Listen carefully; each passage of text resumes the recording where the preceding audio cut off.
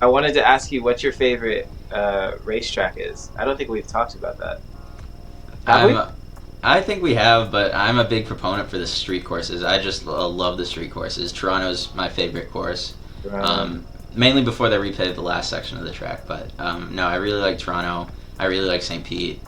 I really like Detroit, although that gets me a lot of eyes because a lot of the drivers and a lot of the fans don't really like the track, but I really enjoyed it, and you probably enjoyed it. You went from what 72nd on the grid to fourth. It's a good track. It's quite a different track. That's why I like it. You don't try any other track like you do Detroit. Even St. Pete in Toronto, you don't drive it. It's Detroit's cool because it's literally like it's almost like the rally. It's like as close as to you got to drive the open wheel car like a rally car, like around the potholes and everything. Like, you really got to like look ahead and think about like the undulations of the track and everything. So Yeah, it makes you feel like you're driving an Indy. yeah. Yeah. No, yeah, exactly. Detroit's interesting. My favorite one's St. Pete, just because it flows. It has a nice like stop and go flow to it. Toronto, like they really the last section is still super cool though. I love the last section. Yeah. Still flows really nice. But yeah, I'm a street guy. Like Yeah, and speaking about skiing, the last section of Toronto really honestly feels like, you're skiing moguls. It's so bumpy, but especially before they repaved it, there was a path that had just been driven on so many times that it kind of formed itself in between the bumps where it was like you would sit and you would land on a left bump, you would land on a right bump, land on a left bump, land on a right bump, and if you hit it perfectly, it would just flow. Now that they repaved it, there's just a giant manhole right in the center that sends your car about 10 feet in the air, but um, it's okay though. Toronto still. I still, and the venue is so cool. Speaking about cities, like you always said that it's just like New York and Canada for you. Yeah, the first time I went, I was really shocked. It felt like I didn't go anywhere. Felt like I landed like back in the city. It was really crazy. Yeah, exactly. And then we went to IKEA. Yeah, then we went to IKEA. We got some good photos of IKEA, like some little tables and stuff we found for the new house in India. Do you have that picture still? That was what I still do have that picture. Yeah, I can find it. That's good. That picture. That was 2022 USF. You were in pro though at that time, though. I think so. Yeah. Yeah. Oh man, what do you think of the US of your experience in the USF series? Like in one emotion, like was it thrilling, fun, memorable, climactic? I don't know, horrible. What do you say? um, Like for me, I'd say it was very, very thrilling, thrillingly climactic for me. you're just throwing words at me at this I'm, point. No. I'm, but like, what do you get from it? Like, I feel like it feels like a dream almost to me. Like right now, like it was such a large part of my life for a long time. Um, and like now being in Indy Next and everything we look towards is like either IndyCar, like or even Super Formula kind of stuff, or sports car stuff. Like it's kind of like all of that was a dream that you can learn from and pick up like the big pieces from. So it just all feels like a feeling to me, like that, like a thrill, like a rush. It feels like a past life, especially after our first season of Indy Next is done. It's like so nostalgic, like man, like 'cause when we were driving in it, it just felt like it was going on forever, like it would never end. Yeah, I think the big thing too is it's a lot with other sports too. All like any other sport that you play since you're a kid, right? It's at the start it's just fun, and that's kind of what it is it's back in those days where it's just you don't do well, oh well, maybe your parent gets mad at you or something like that, but you're just you're doing it for fun. Back in go-karting, it's just you do it because you love it. You do it. I mean, you still do, but always there's every step you take. There's that little bit more pressure, right? The fear that one mistake and that's the end of your career or something like that. And it's just back in the day, it's you do whatever, man. In a 1600 car, I love those things because you'll bump draft in those cars. You'll throw them around. You Yeah. could do whatever. Rob McGinnis. Shout out Rob McGinnis. He did not care when he drove a 1600. I have videos of him fully lifting Matt Cowley in the air, going straight into turn 5 at Road America. Rob And it was just, McGinnis is an absolute menace and an Oh, absolute. geez. I love you, Rob. You're He great. showed but- us so many clips of him, and just I cannot believe. And then he had that huge crash at Road Atlanta. Did you guys hear about that? Yeah. Coming down Recently? no, back in 1600s. Oh yeah, the 16. Yeah, that's what got bump drafting banned. Yeah. He himself got bump drafting banned from the series. So thank you, Rob McGinnis. We'll, Yeah, I love Rob. I've raced with Rob since Love we you, were Rob. kids when I first started racing in Oakland Valley Race Park in New York. But no, it's It's against him though. Not yet, at least. Not yet. no, it's great, and you know it's the cool part too is you know that's what it was. It was fun. It was you can do whatever you want and you know enjoy it and now it's just a little bit more stressful, a little bit more everything like that. It's still fun when you're in the car, but But it's a bit like that too. I think it's so much more fun when it's more stressful. You care about it even more, you know, and then your life circles around it even more. Especially when you do well, then it becomes even that much more fun. It's Yeah. all a trade-off, but yeah, but then when you do that, you gotta suck it up at the end of the day. So Yep, that's Ah. for sure. yeah, sports, man. I love it though. I really do enjoy what we do and everything. What's your opinion on so I haven't really talked to too many people about, I don't know about you either, Nick, the charter system and everything. But like drivers like Logan Sargent and stuff, like how is that really gonna affect them? Like, do you think that's gonna be really bad for us in the end, or do you think that's gonna help us in the end? Yeah, I think it's a super, super tough thing. I mean, right now we're already seeing it, right? IndyCar is becoming so much more popular that it's just, there's less seats, there's more drivers in the grid, there's no seats available.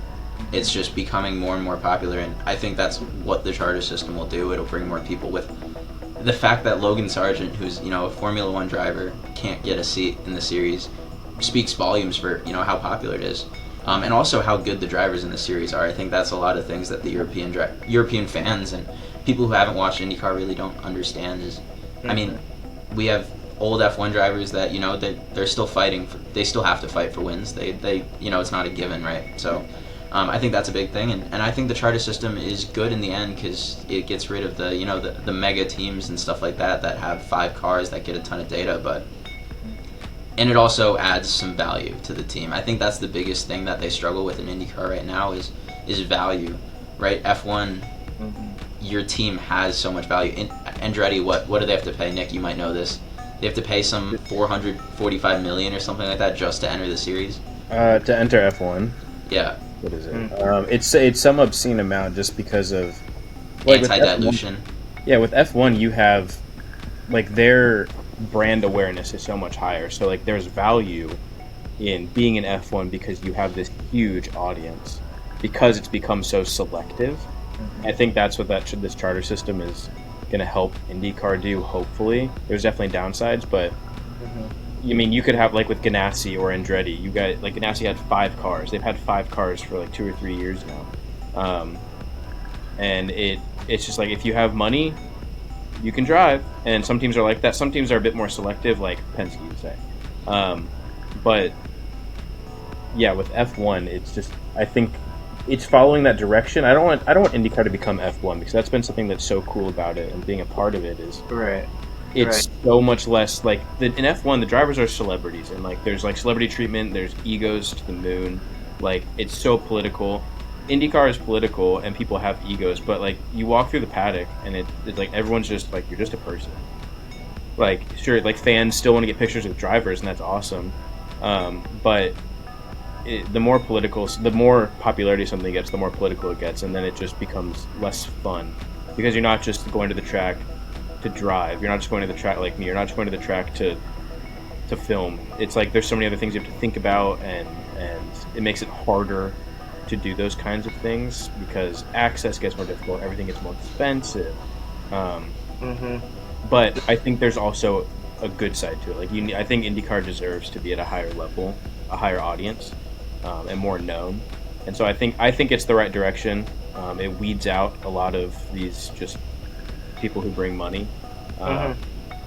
and I think it'll make it more competitive in the end I too. think that's a good point. Yeah, like I think it's it's a balance to it, right? Like I think like as you said, like Formula One definitely they don't have the balance to actually, you know, making motorsport inclusive. If anything, they're not making it inclusive at all because no one can get access to it unless you have the right connections or the right sort of financial standing, which should really only be thought about if you're trying to race in motorsport. But people have to think the same way you're trying to get into the car to get into it just to watch an F1 race, sort of a thing.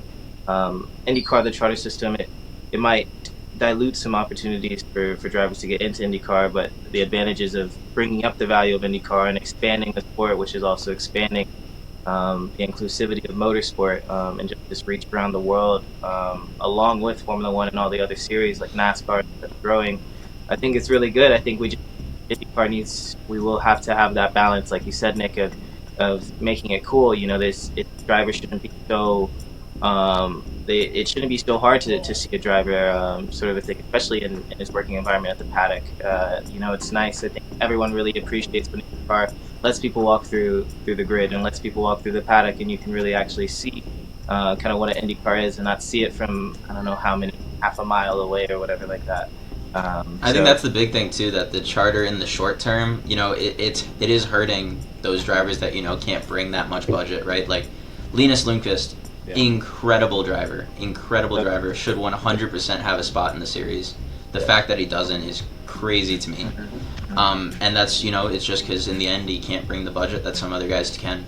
But I think what happens is the charter system in the future will mean that these teams have more value in themselves. And if a team has value, right, they don't need to charge as much money. They don't need to have drivers bring in as many sponsors because sponsors will sponsor the team. I think that's what you see with, back when like DHL was sponsoring, right? They'd sponsor the team, they'd sponsor the car. Gainbridge did that for a while. And that would help because the driver wasn't the one who had to bring it. The teams could actually say, okay, we're going to go and get the best driver instead of the richest driver. So I think it's going to be a long process until that does, kind of work itself out, but, it has to. You have to take a step at one point, even if it's a one step back to take two steps forward. So I think in the long term, it'll be good. And hopefully, we get something a little bit more robust because I think one of the other big issues with F1, is look at who is making it from F2 to F1 now. It's the drivers who, finished 7th or 9th in the championship, maybe won a couple races. Yeah, they're still great drivers. With how competitive that field is, but the champion. When was the last time the F2 champion made it to F1? It's been a while. If I'm not wrong there, but by the way, the anti-dilution fee for Andretti is somewhere between $200 million to $600 million. Yeah, just to enter F1. Yeah, I'm gonna look up the previous champions of F2. But yeah, it's the fact that hopefully we don't get into that kind of situation where it's also like. It's who has the best connections, who's a junior driver or whatever that means, and more so of who wins that championship. I want that. The fact that Linus also had to take a year to make it to IndyCar after winning the championship in Indy Lights is crazy to me too. So hopefully that kind of balances itself out a little bit in the future. Yeah, we all hope it balances itself out in the future. It's a tough one. I mean, motorsport in general is such a high. Oh my gosh, the high revenue you need to run ridiculous. The fact that we can find a way to do it still these days and call it sustainable in whatever way we do it is pretty amazing. So I think IndyCar will figure it out. I mean, you have like we said, Formula One's doing their thing, and they're kind of something you can learn from there. And I think IndyCar and everyone's kind of looking at that. Yeah, Nick, who was the F2 champion? So the past, it was actually surprised. I was surprised. The current F1 drivers that won the F2 championship. So Charles Leclerc won in 2017, George Russell 2018, Nick De Vries 2019. That one didn't work out. Mick Schumacher 2020. That one didn't work out. And then Oscar Piastri in 2021. So there are some, and then Felipe Drugovich won 2022. Right. 3. Oh wait. He's a reserve driver. So it's like and so there's. I mean, it kind of feels like Indy Next sometimes, where it's like you have Indy Next champions in the series, like Joseph and who else? I can't think of it. Scott Dixon. Did Scott win? Mhm. But then you also have a bunch that didn't make it, like Tristan Vautier and good lord, there's so many that I can't remember. There's so many. So you have this like this feeder series idea too. It almost the charter. I think. I mean, from your guys' perspective, do you think the charter system makes the Indy Next feeder series more like the jump to IndyCar more attainable or less attainable? I think it makes it more desirable. Whether that makes it, which in turn I think makes it less attainable, because I think people see the ROI possibly as of the long term of it, which I think is kind of the step back to make 2 steps forward Yuven was referring to. Yuven, what do you think? Yeah, I think it's kind of along the same lines. Right now, it's difficult. I mean, next year, I don't see many open seats in IndyCar, right? The champion this year is going to have a tough time battling it out over, because if Logan Sargent doesn't get a seat, if Linus doesn't get a seat this year, these guys are going to want a seat next year for sure, right? And they're going to be really pushing for it. And the thing with the charter too now, right, is it's so for those of you who don't fully understand quite how the charter system works, right? Each team gets 3 charter seats if they bought into the charter. There's 25 charter spots. Prema, who is the new team this year, they don't have any charter spots, and they round out 27. Each race can have a maximum of 27 entries besides the 500. And so if there ends up being another team that enters without the charter system, which is still possible, right? So any like an Indy Next driver, right? They find a team that they want to run, and they can run without a charter. But if there's over 27, it's only the top 2 non-charter cars in qualifying, wherever that is. You could have Prema 1, 2, and then whatever your magical charter team 3, 4, and your team doesn't qualify, cannot race, even if they made the Fast 6, even if they qualified 3rd and 4th. So it adds this little, it's still possible to do this with like a smaller team or whatever, if you're an Indy Next champion, right, and they want that. But the amount of pressure you'd have going into that, knowing that you had to beat 2 other cars, specifically them, you wreck in qualifying, you're done for the weekend. You don't even get to enter the race. I think that's kind of a crazy part of it. Is it'll add some bump day hype and bump day fun and everything like that if we end up getting more than 2 charter teams, or non-charter teams. But it's definitely an interesting kind of a thing that I really haven't seen in motorsports before. Mm-hmm. Yeah, that's quite unheard of. Since 2000, there are 6 Indy Next champions currently racing in IndyCar, and then there are, I'll just run through the list. So 2000 was Scott Dixon, that's when he won. But you have names like Jay Howard, who was a champion in 2006, J.R. Hildebrand, Tristan Vautier, Sage Karam, Gabby Chavez, Spencer Piggott, Ed Jones, Kyle Kaiser, Oliver Askew, Linus, who are all drivers who have raced in IndyCar but were never able to make it a career. So looking at that, like six Indy Next drivers are still currently racing, going from 2000 to 2023 with Christian Rasmussen winning last year or 2 years ago. That already seems like really unattainable for Indy Next champions. And granted, there are drivers that didn't win the championship that are in it. So it seems like it's more of a where you get your opportunity and not what you do. Because like Linus, he won the championship, got the prize money, and couldn't do anything with it in that first year. And I would say is one of the most dominant wins of the championships we've seen in a long, long time. Yeah, and he came over from the Formula Regional Series, right? Where he swept, I think, every race or something ridiculous like that. And he showed that he's so good. It's like he got pole at Road America in the rain. He got a podium at, what was it, Gateway? Something like that, or one of the short ovals. But he's shown that he's good. It's just a matter of sometimes the opportunity isn't there. But then you have drivers that maybe finished 5th in the championship, but they've had a career for the past 15 years in IndyCar. So I think if the charter system is going to make it more desirable but less attainable, then I think those numbers are just going to keep dropping. for how many Indy Next drivers actually make a career out of Indy Next, which is unfortunate. But we may see more people coming over from Europe to join, people who have already shown. So it may become less of a pathway, but create different pathways from other series and other regions to come. And I think another big thing there too with other regions and other series and stuff like that is if they IndyCar, I don't know the specifics, but from what I've heard is they're really trying to branch out and do these exhibition or other races all over the country. I think they were going to do an Argentina race, but that fell through, and they're trying to do some other Canada Mexico race.